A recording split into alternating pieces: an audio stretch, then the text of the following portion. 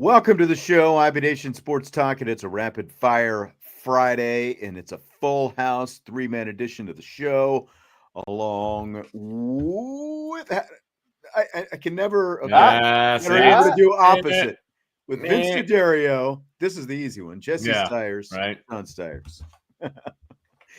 There will be some disturbing news that I found out today that will come out over the course of this show. Oh my! Oh, you know what it is. Oh, okay. You know exactly what it is. And I just... We've known each other for a long time, Vince. So how is this even like a shocking piece of information? I feel like this could be what pushes our friendship to the brink, quite honestly. Really? This is it? This is of all the things that have transpired over the 20 plus years that we've known each other, this is it. It's just, I'm very disappointed in you. I'm just... Can't even cut him slack. 2 straight shows today. Man, seriously. Been sitting in this chair since 1 o'clock. I might have to get out my Tony Reale mute button at some point. Oh, ouch. Glad to have everybody here. Oh, Trevor defending Vince. Yes. Trevor, if you're hanging around at the end of the show, I'll get your input on this.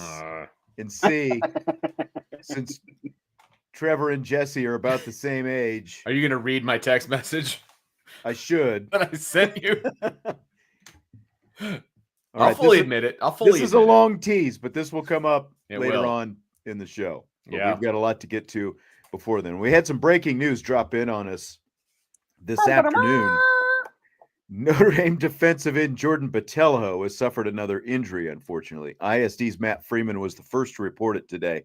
The defensive end has a torn pectoral muscle that he injured while he was training away from campus, kind of in the interim between like classes, school ending, and then coming back to campus for summer workouts. His recovery is expected to take around 4 months. So, guys, how big a blow is this? I mean, it's a blow. He was playing very well when he got injured last year, right? And he's been out for obviously an extended period of time. He was back. Now he's injured again.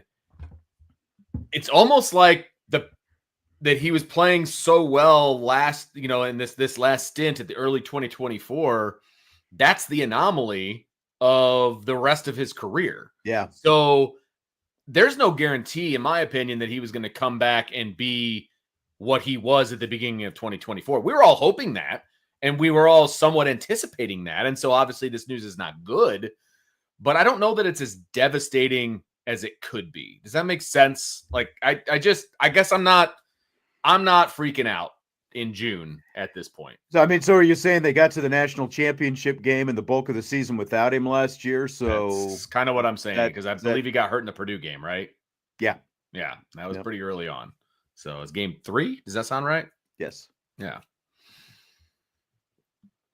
So the way I would feel about this is kind of similar to what Vince is saying. Like, I don't think the sky is falling. Obviously, you don't want to see anyone hurt. There was, lack of depth on the defensive line last season. And I think this year you wanted to stockpile as much depth as possible. And, Botelho is a senior. He is a leader. He has experience. He's been around. So that's always useful. But, like you guys were saying, they still went on and produced without him last season for majority of the season. So I think that, it helps that you have Boubacar Traore after him. And that's just going to mean more snaps for him to start the season. And so if you're a Boubacar fan and you have high expectations for him, then, again, you're not rooting for injury, but you're probably excited that he's going to be, likely the starting defensive end now. So, it's unfortunate, but like Vince said, not the end of the world. And I just feel bad for the guy because he just seems like one of those people who can't stay out of injuries way, and then it sucks that it has to happen away from the team and during his own personal training and that sort of stuff. So, his intentions are only to get better and be as best as possible. And these injuries just kind of keep piling up. Yeah. He did miss, as kind of Vince was alluding to, the last 13 games of last season. The good news is, there's a ton of depth at defensive end between who Jesse just mentioned, Boubacar Traore. You've got junior Tui Halamaka, who, we kind of buried a little bit on our defensive rankings a couple months back when we did that, and some people took exception to it. But you got Josh Burnham, obviously. You've got Bryce Young. You've got Logan Thomas. So there's a lot still there. Obviously, did I mention Bryce Young? Just to make sure you did. Try to make sure of who else. Christopher Burgess coming in as a freshman. I'm trying to think off the top of my head any other guys. I think that's it. I think we've covered. So there's a lot of guys there. And the other part of this is, remember what Chris Ash, who we're going to get into some Chris Ash comments here in a minute. And he's talked about we're running the Notre Dame defense, even though he has kind of put his own fingerprints on this thing, because what's the thing? Maybe the biggest change that he made this spring sort of eliminated the Viper position. It's now right end, left end, and there's supposed to be, more flexibility between, it's not like these guys are just the Viper ends. These guys are just the big defensive end. They're getting bodies that are more similar to each other so they can, play them on either side. So I think that helps kind of cover up for some of this as well. It definitely stinks for Jordan Botelho after you suffer a knee injury. You miss most of the season. You're recovered. You're looking great in some of the workout videos we've seen and stuff like that. And then you go home or wherever he was training and you blow a pec muscle. Yeah. So it sucks. It's tough for him. I mean, if you're a Jordan Botelho fan, you're a family member, you're him, like it sucks. Like there's no two ways about it. I just want everyone to see the salute since our friend Albert is here today. Albert, I've got bad news for you. You won't be back. See ya. So is he somebody that we've dealt with in the past? He was yesterday's troll, and it took him all of 3 minutes to jump here and start the troll today. So wow, it's amazing. I put him in a timeout at the end of yesterday's show. Yeah, and then literally the show ends. We hit stop, and he must have come out of timeout because he got like one more, comment in the chat for, like as we were signing off. Yes, kind of thing. But Miami fans are a little bit delusional, but we'll see how it goes. We can have fun one day, but we're not going to do it 2 days in a row, especially when he comes in, with, little profanity there in the chat. We don't need it. Yeah, we don't do that. You probably didn't even get a chance to see it, but so hopefully Jordan Botelho is back at some point because like Jay Domer is saying back for the season. 4 months is the prognosis right now. Yeah, that's middle of October. That puts him basically, like September, October at whatever point, as long as his recovery goes okay and everything. So it's going to be, at worst case, you get him back for November and you're in a playoff push and you've got some extra depth at defensive end. And somebody asked some fresh legs. Somebody had asked in the last show, should he come back this season or wait till the following season? This is it. Like his COVID. He's already got a medical. Yeah, his COVID year was last year. This year is his medical year, so he's going to have to come back because the odds of him getting a second medical year when he's able to come back in October are slim to none. So this is it, right? So he's going to have to come back and make some noise. And look, he could be like a midseason acquisition at this point if he comes back and he's as good as he was at the beginning of 24. That could be a huge boost to Notre Dame in the middle of October. So we'll see. Michael says he loves profanity. He just knows where to use it. Trust me, none of the three of us are Puritans. So we just, but you also don't hear us, we also know how to be professional. Yes. When the bright lights are on. That's right. That's right. Yeah. Okay, so Notre Dame defensive coordinator Chris Ash incorporated a little bit more zone coverage in the Irish defense this spring. It's come up quite a bit, I think, since then. With fans asking, man, are they playing more zone? Are they a zone team now? So Ash was recently asked about it, and here's what he had to say. A little eye itch here. Here's what he had to say about teaching zone. Quote, I get asked this all the time. People trying to find out what we're doing on defense. We're running the Notre Dame defense. That's what I tell you. What is the Notre Dame defense? We're not necessarily doing anything different than what's been done here in the past. We're trying to develop all areas of the defense with things that have been done here with a blend of some maybe new thoughts and ideas. But we're running the Notre Dame defense.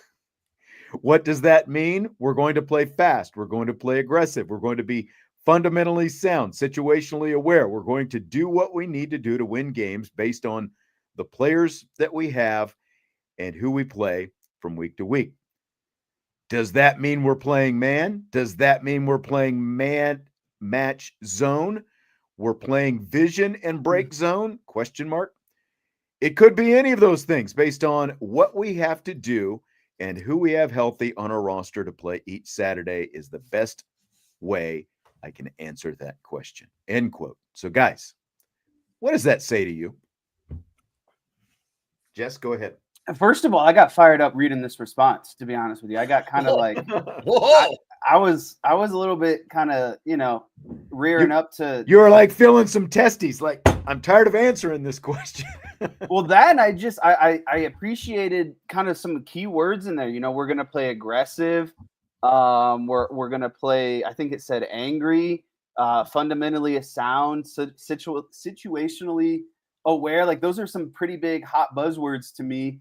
And the way I kind of took this is, we're going to take what we're really good at and what we've done really good in the past, and we're just going to add certain things based on the personnel that we have. We're not going to force, some scheme on our personnel that doesn't make sense. We're going to identify what our players are good at and be able to kind of teach some things around that, add some things around what these players are good at. They're not just going to force feed, these certain situations just because they need to. It's being aware of who's on your roster, what they're good at, etc. So at the same time, I think they're also adding kind of skills for certain situations. Like they're not just going to go out there and run zone to run zone. They're going to run zone when zone calls for it, but they're going to have that tool in their tool chest when they need it. Essentially, they're not just going to force things because the fans or the media are like, well, why are you playing man? Well, if you watch film, that team probably calls for man. You know what I mean? So like, I like, again, that they're not forcing anything. They're taking what they're good at, and they're going to continue to do that. I think he's reiterating kind of what he said when we talked to him during the spring. It's like, and when he got the job, it's like, look, I'm here to run Notre Dame's defense. And I think that's what Marcus Freeman was looking for. He wasn't looking for somebody to come in and run their own thing. He was looking for somebody to come in and continue what Al Golden was doing. And he's reiterating that. Now, whether that's the company line and, you're not trying to give away too much. Look, there's going to be wrinkles. Like there's going to be Chris Ash's fingerprints on this team, right? There's going to be more zone than man. There has to be. There's no way it's going to be the other way around, right? It's just not going to be more man. Yeah, like there's no way, right? I think you mean more man than zone, right? Because I think you said is that more what I zone said? than man. Yeah. I mean, there's no way they're going to be the same as they were last year. Flip it. Yeah. Right. So there's going to be more zone. Like that's going to happen.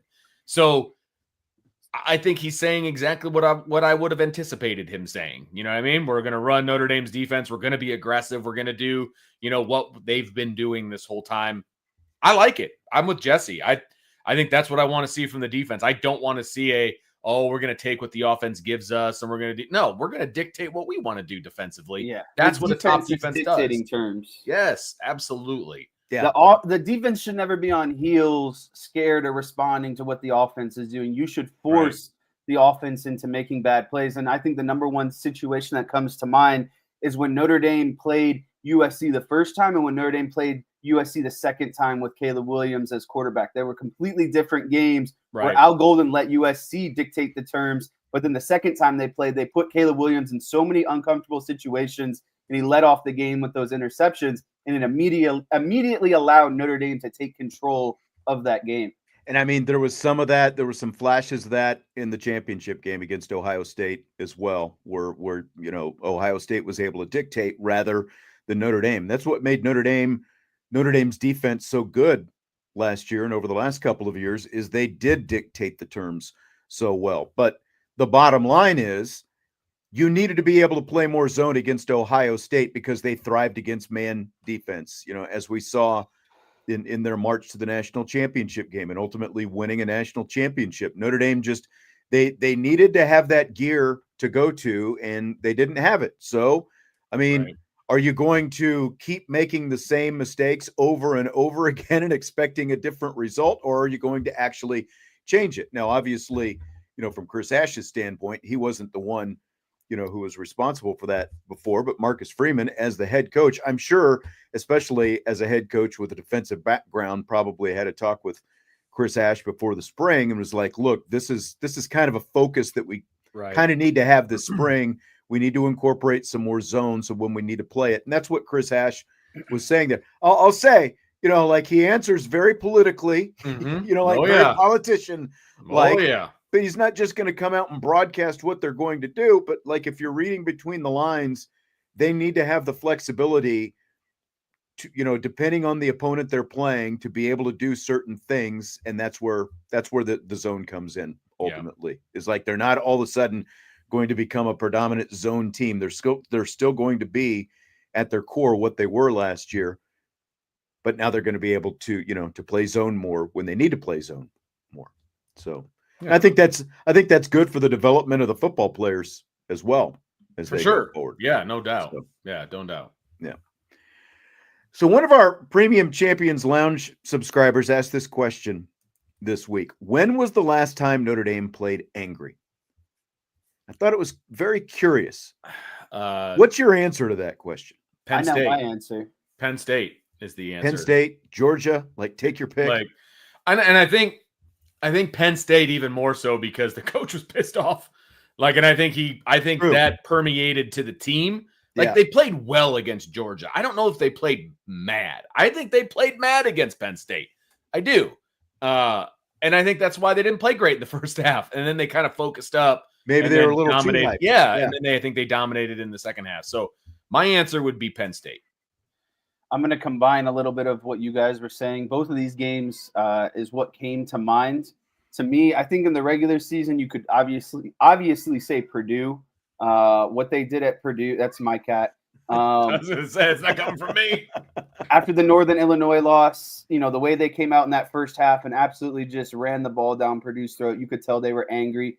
That was obvious. I think playing angry when it mattered most, I think first quarter of Georgia, when they caused that fumble inside the red zone, I think Adon Schuler caused that fumble or he recovered it.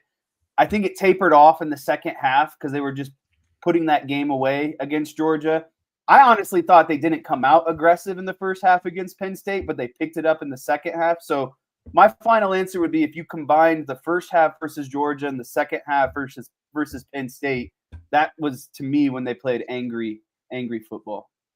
Yeah, I don't think you win either one of those games if you're not playing angry to some extent, because those were both really physical football games. And I mean, even Indiana, they didn't have to be nearly as physical against Indiana as they did against those teams, just because, the bodies were different, obviously, for Georgia and Penn State.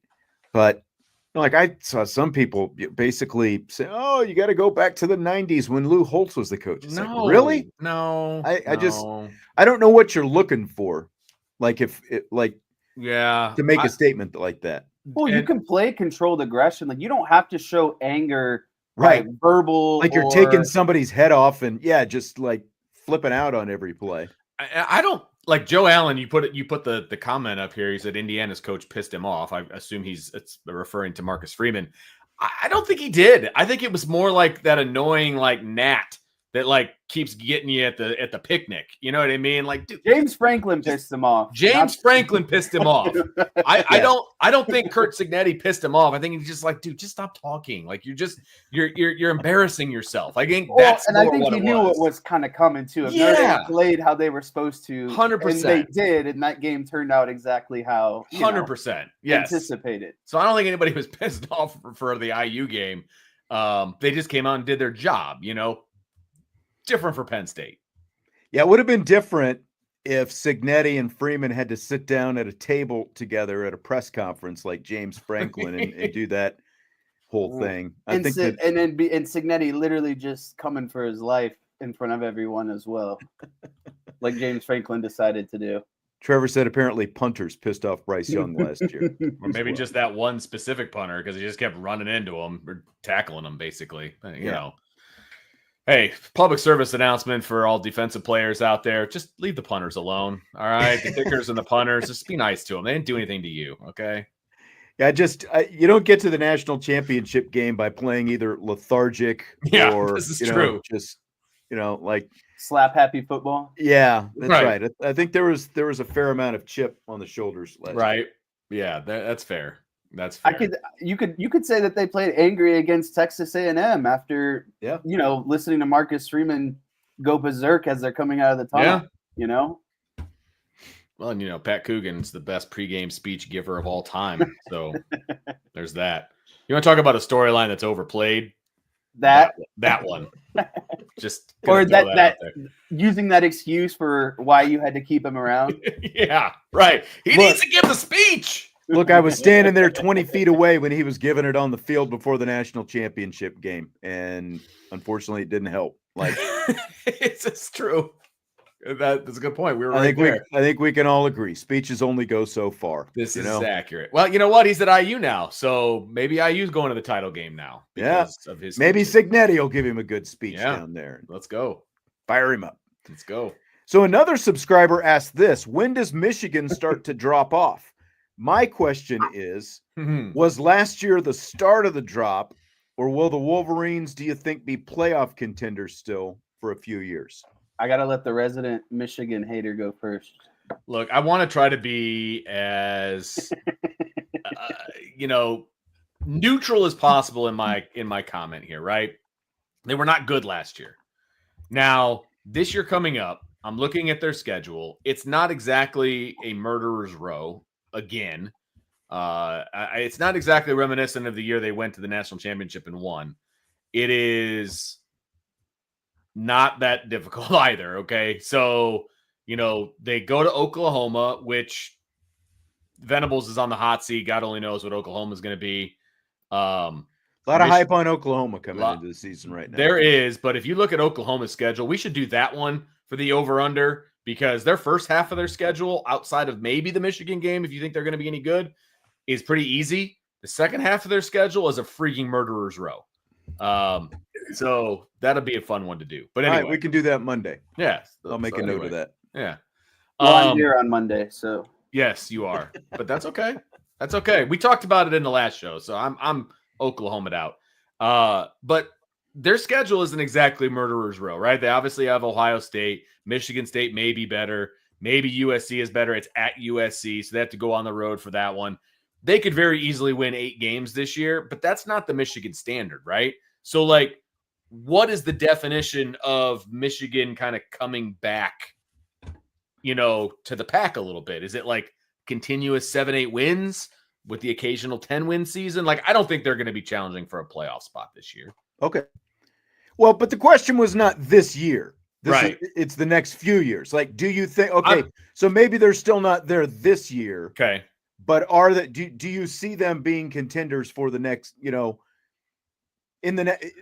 think Sherrod Moore is the answer. So okay. As long as he's the head coach, they will not be national championship contenders. Okay. Sorry, I was reading some funny comments in the chat. Is that where we're setting this kind of, I guess, okay, playoff contenders for a few years? I need to understand the expectation here a little bit before I give my full answer. If you did an over/under on Michigan's win total this season, I am pretty confident it'd be set at 8.5. I think they're going to be an 8-4, 9-3, maybe 10-2 team at best. I don't know if that's playoff contenders, but the question is over a span of the next few years. Basically, it's are you buying this Michigan dip or are you selling this Michigan dip? Because it's either going to go one way. They're going to bounce back up or they're going to continue to trend downward. I'm in the same boat as Vince. I don't think they're national championship contenders.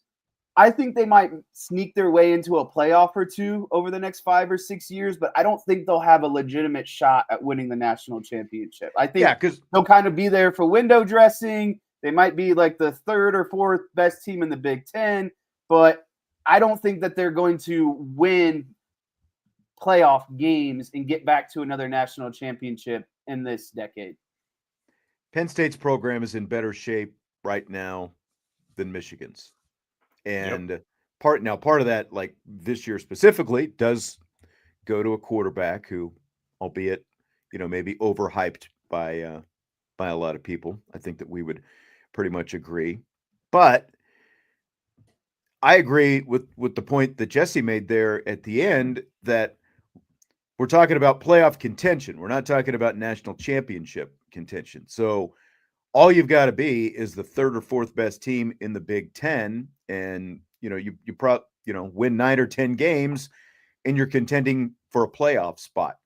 Like I was thinking about David Shaw when Harbaugh left Stanford to go to the 49ers. Like Shaw kept it going for a while. Now, he kept the blueprint in place at Stanford with the big bodies and bully people in the Pac-12, who aren't used to doing that. He kept it going longer than I thought he would. So that's the only thing that has me sort of hesitant just to go all in on Sherrone Moore isn't going to be it. He's going to be gone. But, he got a free pass for last year. Yeah, he did.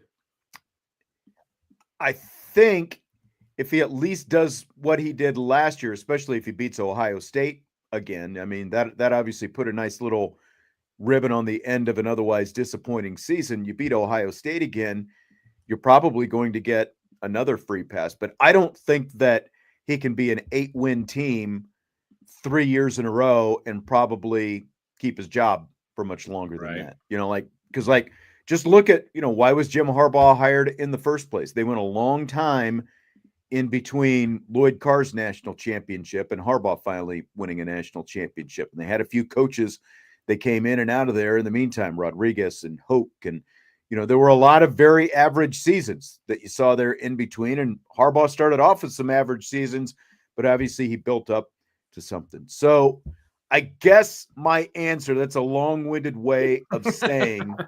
I didn't have the longest answer for once. I do think that they will at least be playoff contenders in this stretch that we're talking about. So playoff contenders, but not national championship contenders. Correct. Playoff contenders. That was the question. Well, if the Big Ten gets the auto 4 bids and all this other garbage that they're talking about, they could sneak into the bottom half of this thing, go on the road and get beat first round. Like, if that's where Michigan wants to set their, their bar, then okay.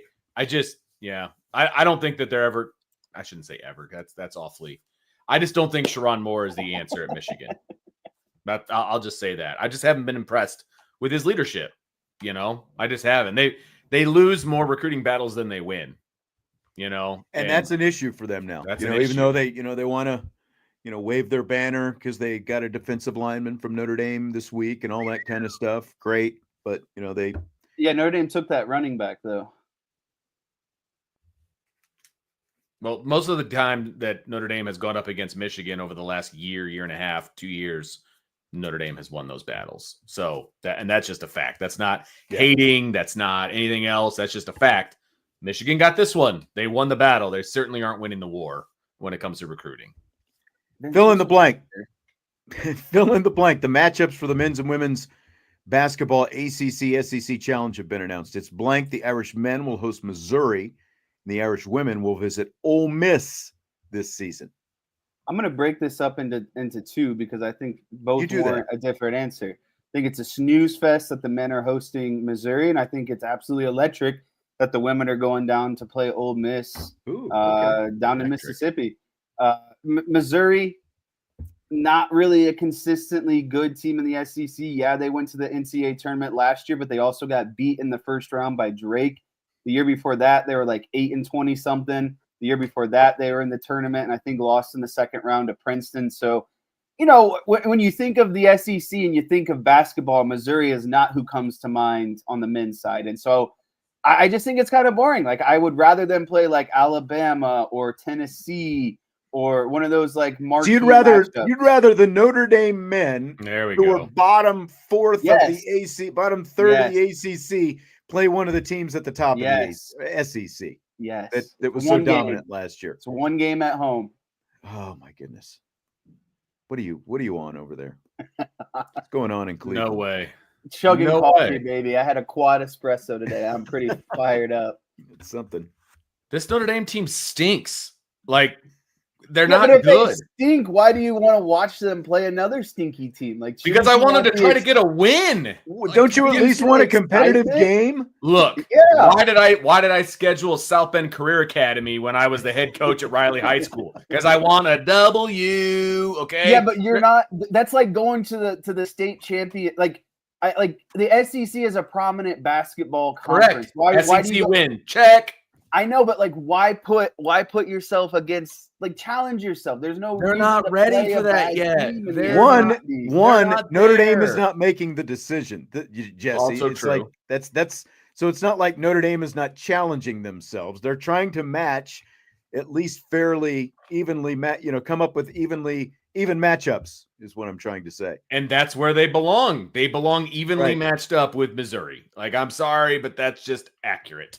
So what do you have to say, Mr. Sean Stiers, about I actually like it on both.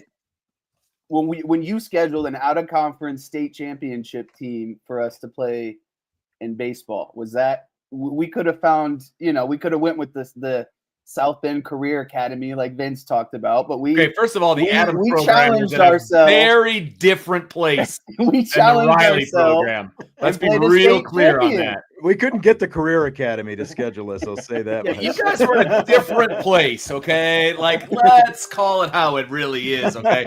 Adams has I'm a just pipeline to providing every good some baseball player in the analogies city. here. All right, so Yeah, but that's when Adams wasn't on the map quite yet, and in terms of baseball. We were still struggling through a couple seasons. Let's put that in the past. I like these two matchups. I like these two matchups. Missouri, even though Missouri hasn't, been a national contender, since Norm Roberts retired. I don't even know how many years ago that's been now at this point, but there's, that's still a traditional Midwestern basketball program that's like solid. But what I like is this is year 3 of this ACC-SEC challenge. And for both of these programs, the men and the women, they've played a different team every year. They're not just sticking them with the same matchups every year. South Carolina, Georgia, now Missouri for the men, Tennessee, Texas, and now Ole Miss for the women. So I like the fact that they're mixing it up, playing some new programs and that kind of thing. So even though it might not light Jesse's fire, having Missouri in here, Ole Miss lights my fire. Missouri hasn't been to South Bend since 1994, since before you were born. They've only played 9 times all time. And the women and Ole Miss have only played one other time. That was in the NCAA tournament here a couple of years ago. So I like it. I like the fact that there's new blood, like when it was the Big Ten ACC thing. It's like, how many times did we have to see Michigan State and Illinois roll around? Like, I like the fact that we're seeing some new teams every year in this thing. Agreed. I think that's part of what makes it fun. You're not just playing the same team. Sean gets to go, sip a hot toddy. Go to a new place. Maybe I'll see our boy Lane down there. I was just getting ready to say, I'm jealous you get to go down to Should I wear all white? Should I wear all white? Should I lose like 50 pounds and wear all white? Roll in there. I think you and roll in there with my quarter zipped all the way up to the neck, and yeah. You can borrow the one that you got me that I wear all the time. It's a short sleeve Notre Dame with the hood, all white. Let's go, brother. There you go. There it is. Saying. Okay, Kyle Brandt from the NFL Network says Aaron Rodgers' press conferences are many times more interesting than most of Rodgers' actual games. Here's part of Brandt's recap of Rodgers' first press conference after signing with the Steelers this week. Rodgers' quote was, quote, "The decisions made from the soul are usually pretty fulfilling." Only Aaron Rodgers would say that, the only quarterback in the league. Netflix already working on a documentary called Decisions from the Soul. The closest thing to shade from Aaron Rodgers, quote, "There are some iconic franchises in the NFL. I played for one of them for 18 years. This is another one." He skipped 2 years in there when he played for the Jets, who are not, although he did say later he was not going to take any shots at his previous organization. This was great, too. Know your Yinzers. He went up there and rattled off every single person in his career who was from Pittsburgh. Mike McCarthy, Dom Capers, Frank Signetti, all the Yinzers. He had that list ready. It endears him to the room. It endears him to the city. He did his prep for that. The one answer I got to call BS on, when he says the thing that excites him most about DK Metcalf is his character. Look, I get DK Metcalf may have some great character. Have you ever seen him run? Period. Have you ever seen him jump? That's way more exciting if you're a quarterback. I get the character is fine, but there's no way that's what excites you the most. And then lastly, you can't be Rodgers without just throwing us one curveball or one up high and tight. The full spit take moment. At 11 minutes into a 13-minute media session, he reveals, I'm married. I've been married for a couple of months. Everyone's like, what? We've been following you for nearly a quarter century. We've seen you in public relationships, and now you're just married with a wedding ring on? There's no follow-up about who is she? Where is she? What is she? There's nothing about that. It's just all of a sudden on top of this, I'm also married and I wear a ring out on the damn practice field. There are people who don't want to see Rodgers anymore, who are sick of Rodgers, don't like Rodgers. I will never get sick of this. I think he's the most fascinating athlete on the planet. All right, there you go. And of course, Vince totally recoiled because we're talking about Aaron Rodgers, and just like his bloodlust for Michigan, it's the same with Aaron Rodgers. James asked why we're talking about Rodgers. James, apparently you've never been to the show. Welcome to the show. We talk about a lot of things on this show that are. Where's Tommy? Come on, Tommy. It's a sports talk show. It is a sports talk show. We cover a wide range of topics. Right. So that's Kyle Brandt from NFL Network with his recap of the press conference. So what do you guys think is actually covering, are the Aaron Rodgers press conferences actually more interesting than his play on the field? 100% yes. Absolutely. Unless you're interested in sack numbers and hurries and injuries to the quarterback, they're going to be very much more interesting than his actual play on the field, because he says the weirdest stuff. He says ridiculous stuff.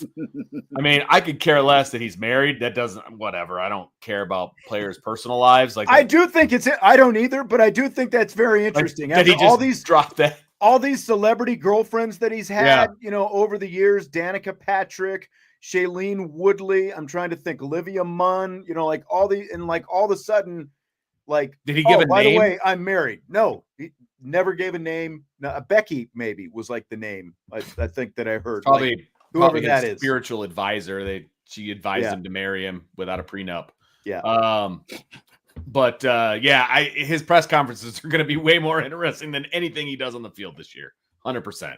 At this point in Aaron Rodgers' career, all I'm looking forward to is when he publicly makes himself available. If that's press conferences, that's going on the Pat McAfee show, whatever it might be, it is far more interesting than whatever he's going to do on the football field. I saw a comment in the chat. Aaron Rodgers retired 7 years ago. He just doesn't know it. And that's exactly how I feel about Aaron Rodgers. Yes. He's just basically kind of sticking around to probably get a little bit more money, stroke his ego a little bit longer. I think it's the second one as opposed to the first one there. And still get some national, media time where he can go up there and he can say whatever he wants at the end of the day. So, I was reading that his own family didn't have any idea that he got married. The guy is completely turned into a nut. And actually, I wouldn't even say turned into. He's always been like this, but now we're now, as the public, getting the opportunity to really see the side of Aaron Rodgers that I think he's truly been his entire career, to be honest with you. So I love it because I've never liked Aaron Rodgers, and the more he does this, the more people understand that he's just a complete whack job at the end of the day. I never said whack job, by the way. I just want to just put that out there. Go ahead, continue.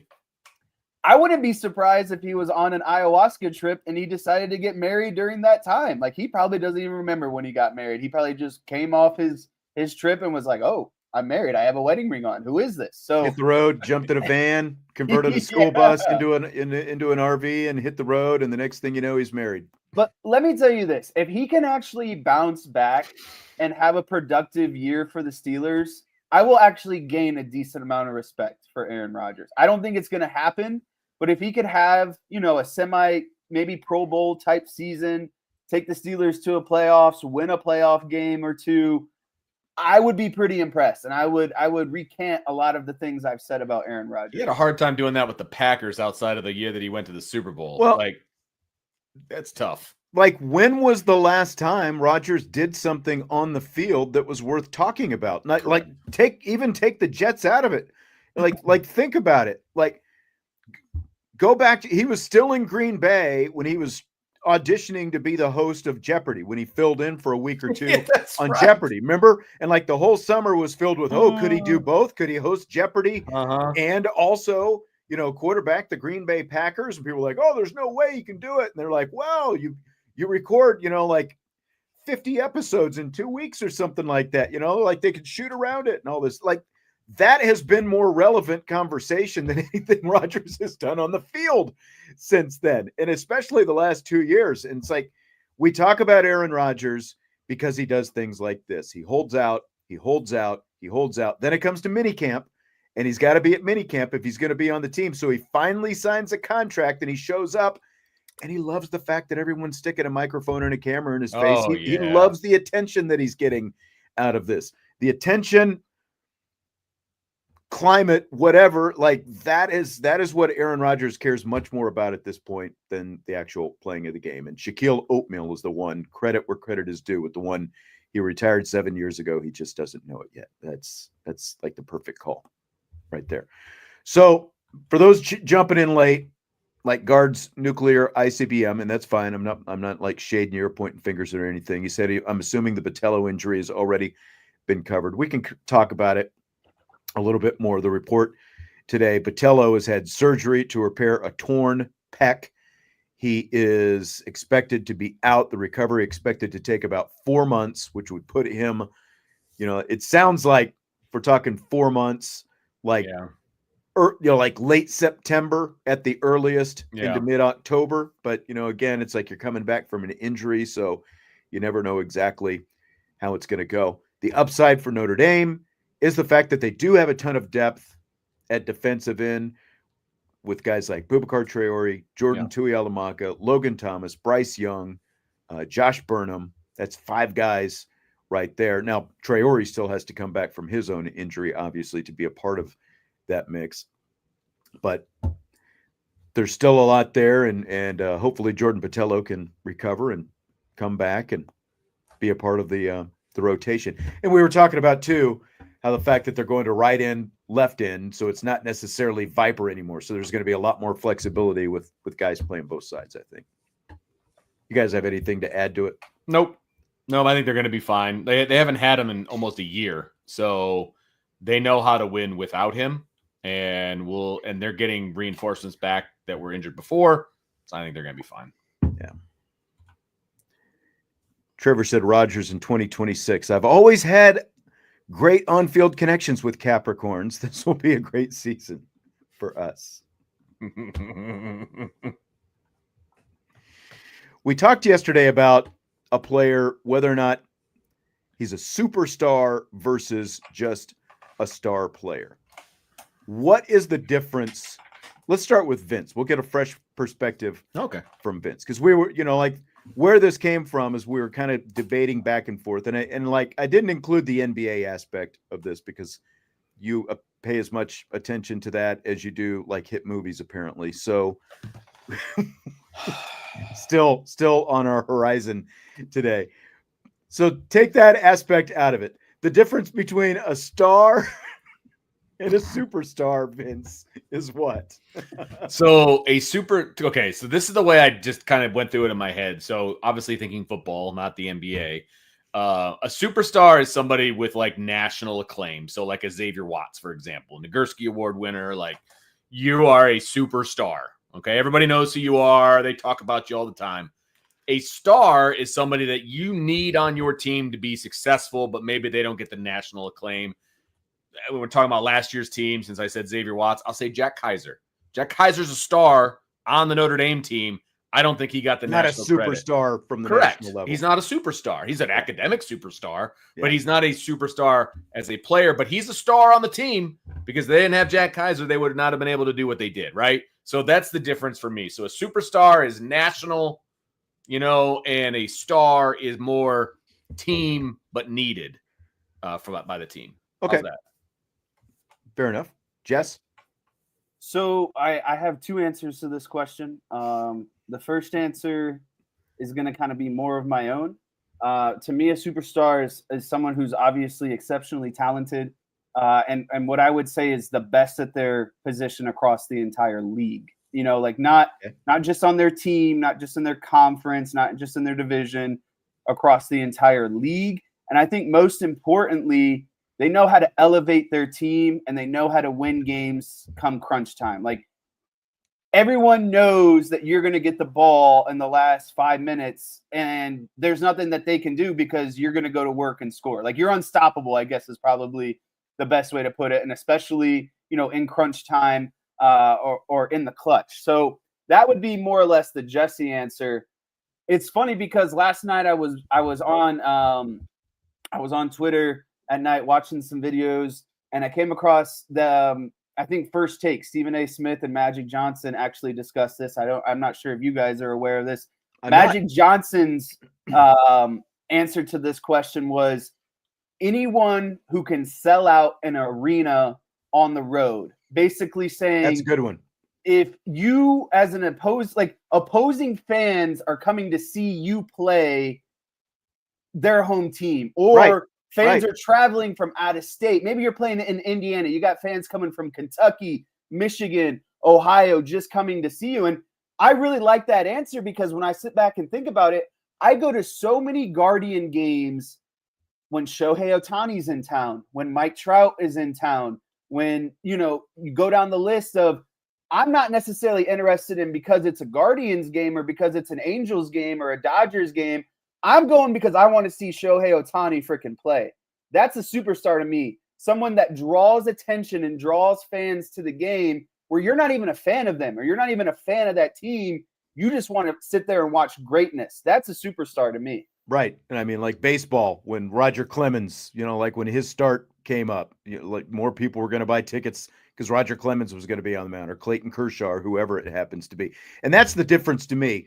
The difference between a star and a superstar is not just how good you are, but I think kind of piggybacking on that, it's also the name recognition that comes with it to the casual fan. You know, like there are different levels to stardom, just like actors. There are A-list actors, there are B-list actors. There are plenty of, you know, actors who are like people, you know, you kind of know them, but they're obviously, you know, like Leonardo DiCaprio and Ben Affleck. Vince, I'm not sure if you know who those guys are, but like those are A-list actors. Whereas like Liv Schreiber and Scott Conn, more B-list. Brady Quinn, to me, was like Notre Dame's first superstar of this century. Sure. You know, because like they they kind of had a void there for a while, like post Lou Holtz of like true stars on the roster. Quinn, Samardzija, like those were superstars. Darius Walker, as an example, star, not superstar. Oh, yeah. Quinn, Samardzija, you know, they all played together. Everett Golson, I would put him in the star category. Manti Te'o, superstar. You know, along those kind of lines. I like that differentiation, you know, like the Magic Johnson was talking about, the guys who actually sell tickets and sell out the arena. That to me is what, you know, where the superstar category comes in. And that's kind of, you know, to the conversation we were having yesterday, you know, some of those guys we were talking about, maybe not, you know, like Hannah Hidalgo, I would say superstar of the women's game. Marcus Burton, star of the men's game, budding. Like if he were in the superstar category, he would have made the first team ACC last year, you know, because he led the conference in scoring. So like, you know, again, so like that's kind of how I would differentiate it. To bring this, isn't that such a Magic Johnson answer though? Showtime, it is. Lakers, like thinking it about is. like I thought that was a great answer. But he was also a superstar. Yeah, and I'm so happy I stumbled upon that. I was like, wow, we just talked about this today. But to kind of bring this full circle and kind of, you know, tie this into Notre Dame football, because so many people are so mad that we're not talking about Notre Dame football right now. Who has the biggest potential to be a superstar for Notre Dame? Is that too easy of a question? Is it Jeremiah Love? Is it CJ Carr? Who is your, like, who's got the most potential to be a superstar on this team this season? I think both of those guys. Yeah, both of them. Sure. Yeah. Maybe Jeremiah Love because he's got, He's already got some momentum going into the season. But if you're the quarterback at Notre Dame and you play as well as we hope the CJ Carr is going to play, you will automatically launch into superstar status. Yeah, exactly. And I'm like Leonard Moore. I think he can be a superstar. What? Sorry, comment in the chat. Yeah, that was Not probably something we should bring up, but it just made me laugh. I'm sorry. Come on, Toonsis. Come on. Bring it back around. I'm going Jeremiah Love. Superstars do get the best medication, though, right? Exactly. He bought his way to that. Let's be real honest. He bought his life, literally. I mean, Magic did. Let's be honest. I'm going Jeremiah Love because I think he's going to be a Heisman finalist.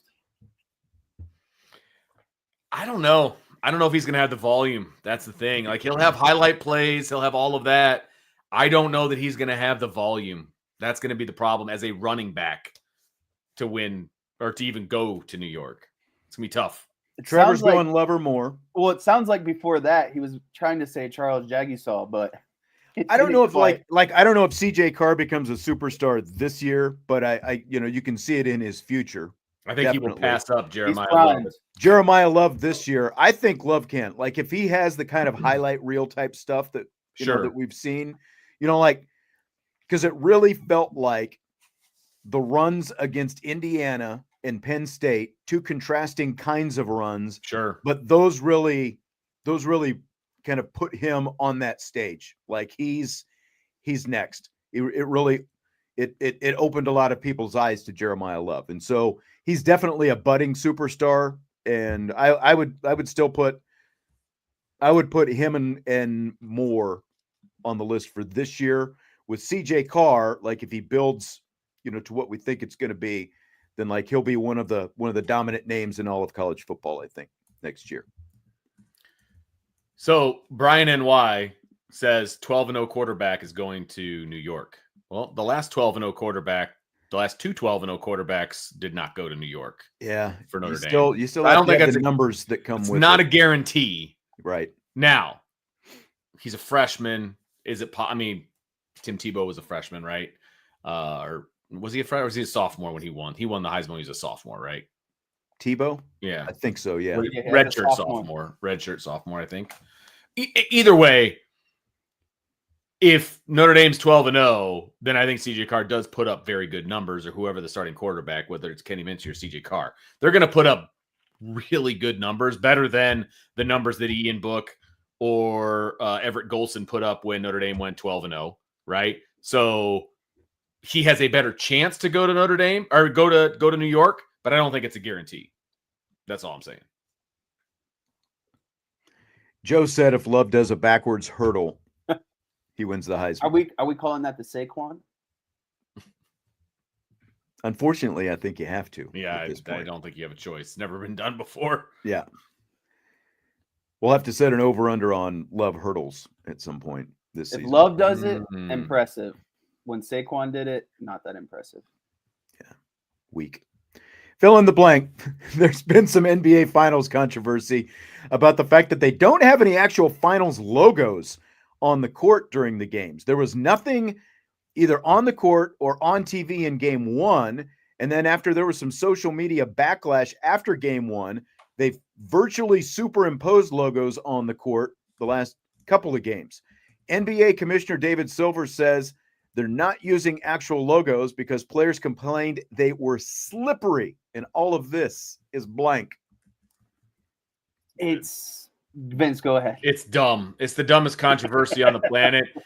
Look, I will admit that every single championship game, no matter the sport, has some sort of a logo for saying that it's a championship on the floor, on the ice, on the field, whatever the case may be. Whether it's actually physically there or whether it's digital, because I don't really care. It could be digital, cool, whatever. Like, why would you think it's okay not to have that? Like, that's I don't understand why. It's your championship series, and like, they didn't even have a patch. They didn't have a patch on the jersey, right? Like, you have. I'm pretty sure they've got sponsors on the jersey, but you can't have the NBA Finals. OKC has a Love's Country Store logo on their jersey. Like, they even put They even put the state finals patch on high school jerseys in Indiana. You can't put a patch on the NBA jerseys. Like, I'm sorry. There's no excuse. That's just lazy. It's lazy. I think all this is a bunch of it's just a bunch of silliness to me. I personally really don't care if they have the patch, the logo on the floor, whatever it might be. Like, everyone knows it's the NBA Finals.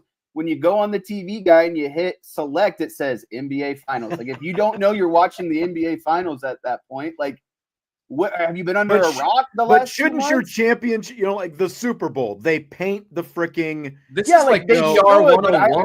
I guess I just don't care that they don't. And if the logo but it's is stupid. slippery, It's a freaking championship then series. it makes sense. Like, I don't So know. there should be no like Lombardi Trophy logos anywhere on the Super Bowl field. I mean, if that's what they want to do, that's what they want to do. Like, I'm not losing sleep over if there's Super Bowl logos, NBA final logos. Everyone knows what we're watching. Everyone knows what the trophy is going to be at the end. These teams, Jesse, have like 18 different courts that they roll out during the season. When the Final Four comes around, the NCAA with its billions of dollars has a specific court made and painted for the Final Four. During the NBA or during the NCAA tournament, there are like those different logos that they plaster on the floor. Are you telling me the NBA can't figure all this out? So what's the real reason then?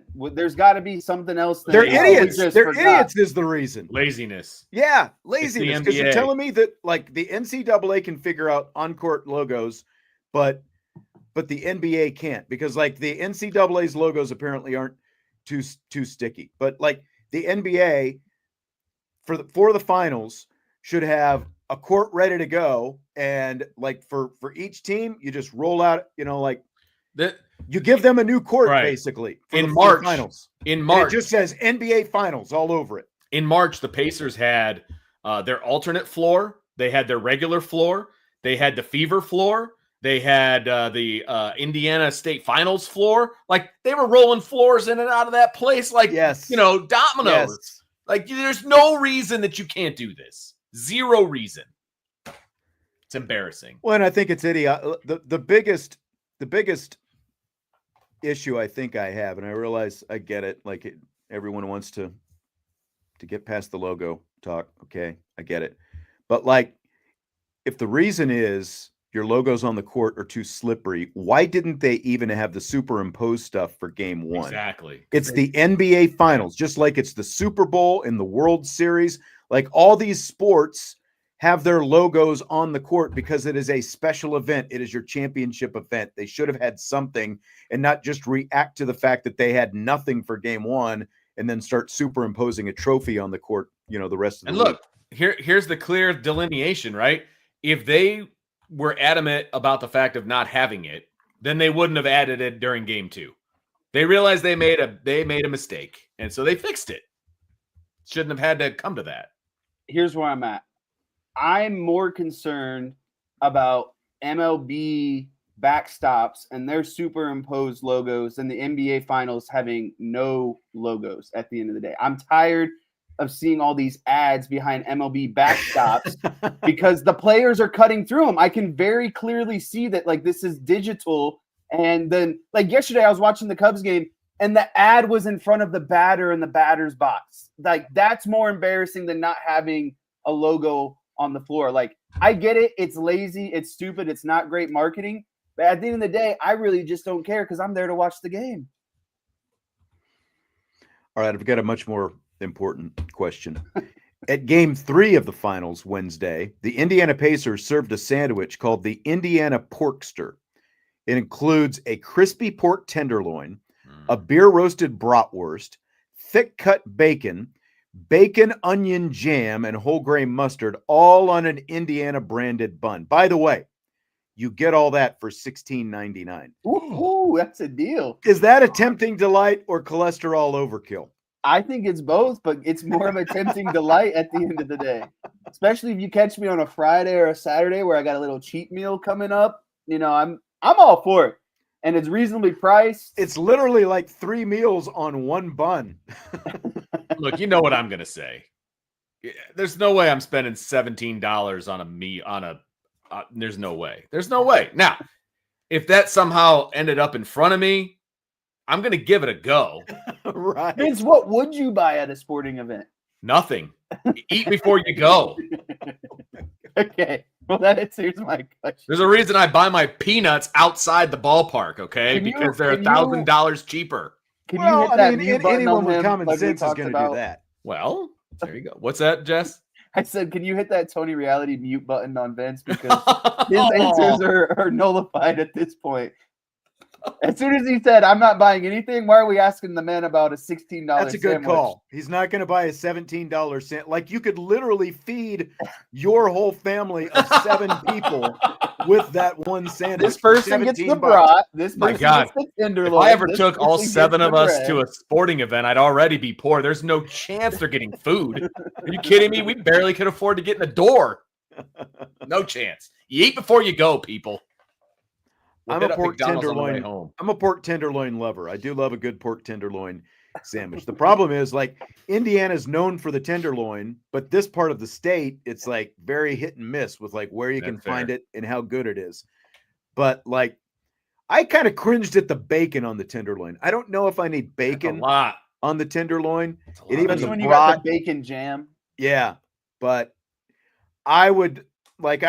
Vince, I would share it with you. But like, I would There we go. splurge the whole $17.99 and I would share it with you.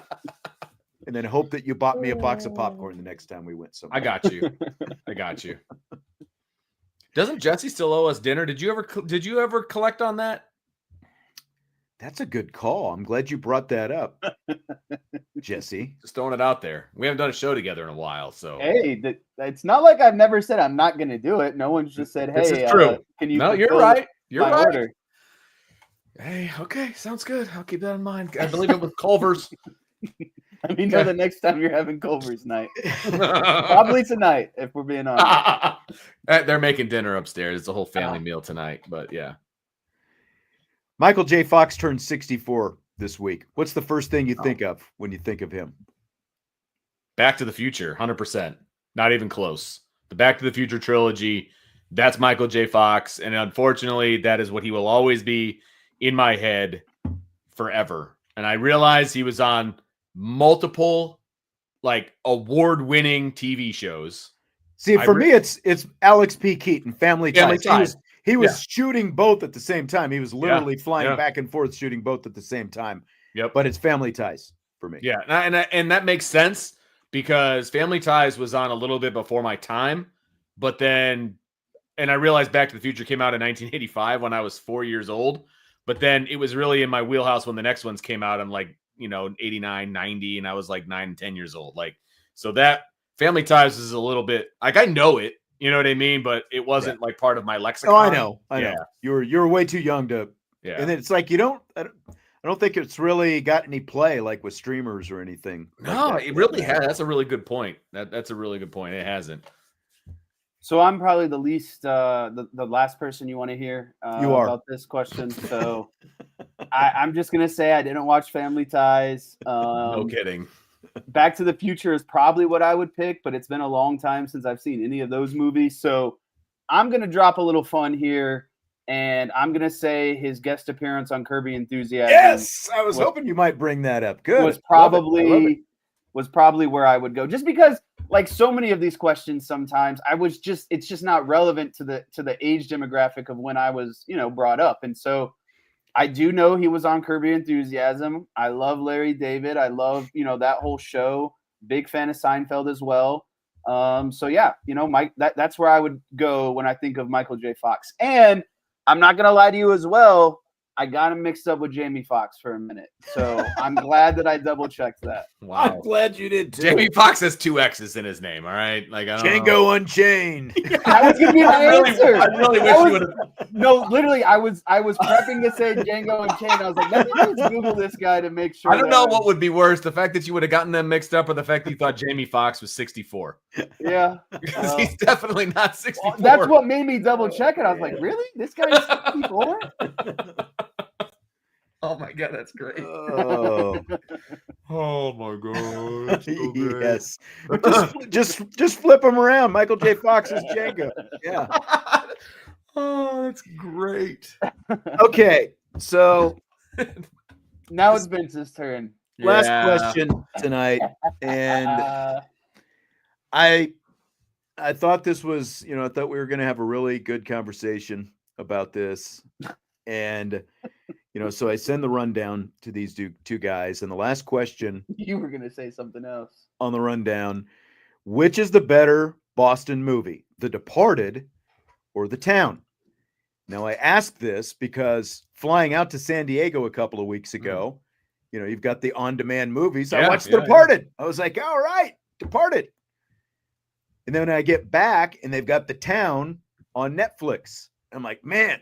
So I've got my opinion. And so I throw this to these two guys. Vince, do you want to tell people what your answer was to this? Hold on. I will read you my answer because I'm not ashamed of it. I'm not ashamed of it at all. I said, these are movies that I've never heard of. Actually, I've heard of The Departed, but I have no clue what it's about. Never heard of The Town. That's what I said. Sorry. This is just another example of what does Vince actually pay attention to. He claims to be a movie guy. He allegedly listens to some movie podcast. Yeah. And first I find out that he's never watched any of the Mission Impossible movies. None. Tom Cruise Still it's haven't. spanned the last 30 years, or the Bourne movies, which at this point has spanned the last 25 years. He's never watched any of those, probably 12, 50, 14 movies between him. He's never seen any of them. So It's all apparently these action flicks. I guess I'm not really an action guy. Are you like an anti-violence in movies? Have you not seen? anti, but it's not going to be my go-to. Here's I the don't know. ultimate deal breaker for me. Have you seen Ocean's 11? Yes, I've seen All all right. the Ocean's movies. Okay. Phew. Except for the female one. I didn't see that one. Like the newer one. Vince keeps digging himself deeper with like all the anti. I mean, I just female. haven't seen it. It's not This anti. just in. It's not anti. Prominent podcast host Vince D'Addario makes more anti-women jokes. It's not anti. It is. I just haven't seen it. That's all it is. That's all that it means. I do like the Ocean's movies. I think those are really good. Those are really good. Have you seen Braveheart? Yes, but a long time ago. Okay. Yeah. Jesse probably saw that 10 times before he was 8 I've years seen old. I've seen that movie. I'm more of a many times. Patriot fan. Those are like the two genres. Like I'm more of a Patriot guy. I realize it's like Braveheart just set during the colonial, revolution, but like Right. I tend to fall more toward Patriots. Probably one of my favorite movies of all time. I See, have Braveheart is scene one of of mine. Mel Like the first Gibson. hour of Braveheart, a little slow, but like, once the blood and guts picks up, it's I don't As a so I young don't- child, I have that scene of Mel Gibson carving out the heart of that man. It is forever etched in my mind for some reason. Well, back to the original question. Yes. What are they about? Oh my god! I'll give you the IMDb descriptions because I Okay. got these. Thank you. Since you told me. By Yeah. the way, The Departed. You would like both of these movies, by the way. I think that you would. That's why I'm shocked that you haven't. Because Well, because if the town's on Netflix, that's gonna happen. Like I'm gonna There watch. you go. So The Departed, 2006. An undercover cop and a mole in the police attempt to identify each other while infiltrating an Irish gang in South Boston. Martin Scorsese directed it. The movie won Best Picture and Director. Jack Nicholson, Leonardo DiCaprio, Matt Damon, Mark Wahlberg, who was also nominated, and Alec Baldwin, all in that movie. Anthony Anderson, one of his first roles as well, if you know who Anthony Anderson is. I do know who Anthony Anderson is. The Town, 4 years later. I'm surprised The Town is this old, honestly. But then rewatching it last weekend, they've all got flip phones, and it made more sense. So That always kind of tells you when movies were made. that's right. That's great. The Town, here's the description. A proficient group of thieves rob a bank and hold the manager hostage. Things begin to get complicated when one of the crew members falls in love with her. Ben Affleck stars. This was kind of the run of like the start of the Ben Affleck comeback run. Okay. It was The Town and then Argo. Have you seen Argo? Gone Girl. Have you seen Gone Girl? I've seen Gone Girl. Not Ben Argo. Affleck, John Hamm, Jeremy Renner, Blake Lively. Another really good movie. Jess, do you want to try to save this? Yeah. I like The Town more personally. I do too. So for me, like both are good movies. When I watched, what year did The Departed come out? Please remind me. 2006. So The Town is kind of a hard movie to follow, especially in 2006 when the young Jesse Stiers was like 10 years old, 11 years old maybe.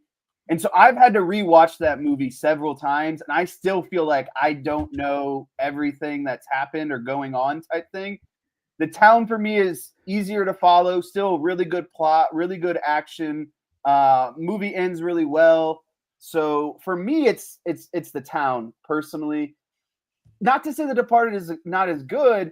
It's just harder to follow. You actively have to be using your. It's a Scorsese movie, yeah, because there's a lot of again you've got a mole on one side and you've got an undercover guy on the other side, so it gets a little there is some convolution in there, but there's some really good stuff. It's like, who are you? I'm the guy who does his effing job. You must be the other guy.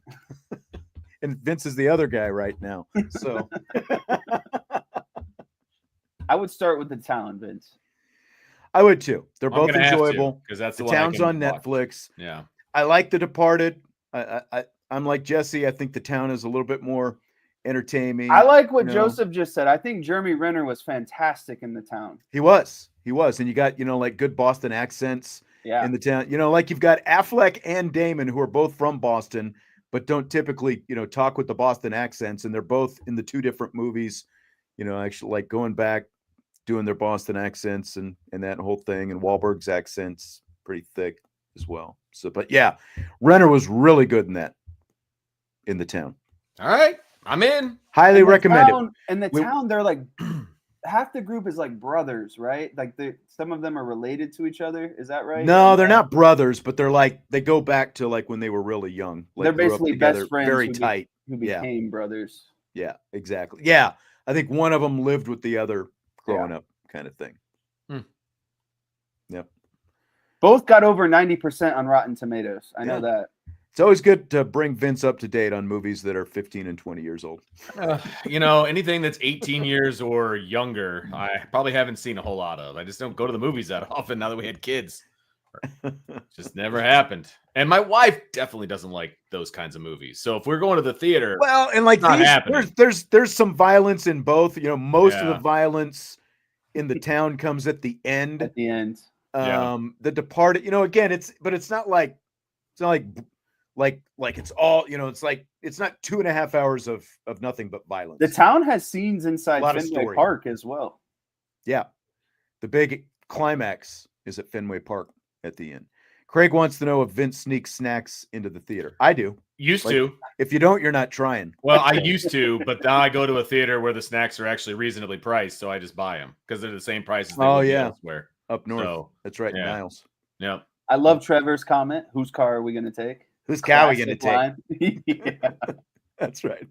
We're going to go do something to somebody. I'm not going to tell you where. I'm not going to tell you who. But people are going to get hurt. Whose car we take? Oh, all right. Vince, final thoughts? Good Will Hunting. That's my final thought. Because that's a really good Boston movie. At least you've seen that. At least I've seen that many times. I like that movie a lot. Yes. Yeah. Yes. All right. That's going to do it. Appreciate everybody sticking through. Again, if you jumped in late, Jordan Botelho, torn pectoral. His recovery is expected to take up to 4 months. So hopefully things go well for him with his recovery. And, he's back at some point during the season, but it sounds like he's going to be out for at least a month and a half of the actual season once things get going. So, all right. Good time, guys. Enjoyed it as always. Enjoyed most of it. We came, we conquered, and we fired. I feel like I get a little bullied at the end of all these shows. Have a great weekend, everybody. Have a great Father's Day. That's right. Happy Father's Day to you, Sean. Totally forgot. And you as well. Thank you, Vince. That's right. You're welcome. Jesse, father to all of his pets there in the house. All right, we will talk to you next week on IB Nation Sports Talk. Maybe there's one in the oven.